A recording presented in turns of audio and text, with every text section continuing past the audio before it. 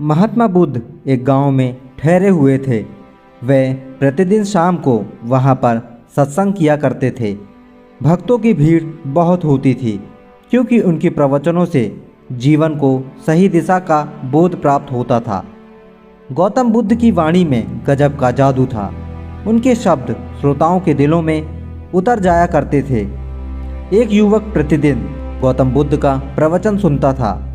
एक दिन जब प्रवचन समाप्त हो गया तो वह गौतम बुद्ध के पास गया और बोला, महाराज, मैं काफ़ी दिनों से आपके प्रवचन सुन रहा हूँ, किंतु यहाँ से जाने के बाद मैं अपने गृहस्थ जीवन में वैसा सदाचरण नहीं कर पाता हूँ जैसा यहाँ से सुनकर जाता हूँ। इससे सत्संग के महत्व पर शंका भी होने लगती है। आप बताइए मैं क्या करूँ? गौतम बुद्ध ने युवक को बांस की एक टोकरी देते हुए उसमें पानी भरकर लाने के लिए कहा। युवक टोकरी में जल भरने में असफल रहा। गौतम बुद्ध ने यह कार्य निरंतर जारी रखने के लिए कहा।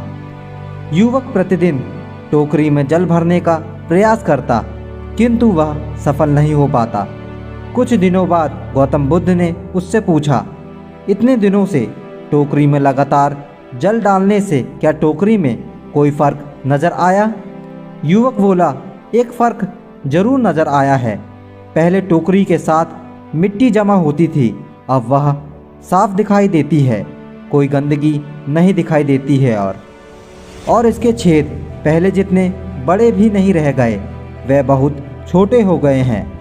तब गौतम बुद्ध ने उसे समझाया, यदि इसी तरह उसे पानी में निरंतर डालते रहोगे तो कुछ ही दिनों में ये छेद बंद हो जाएंगे और टोकरी में पानी भर पाओगे।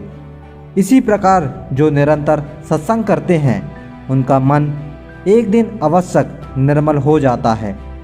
अवगुणों के छिद्र भरने लगते हैं और गुणों का जल भरने लगता है।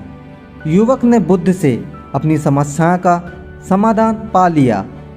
निरंतर सत्संग से दुर्जन भी सज्जन हो जाते हैं, क्योंकि महापुरुषों की पवित्र वाणी उनके मानसिक विकारों को दूर कर उनमें सद्विचारों का आलोक प्रकाशित कर देती है।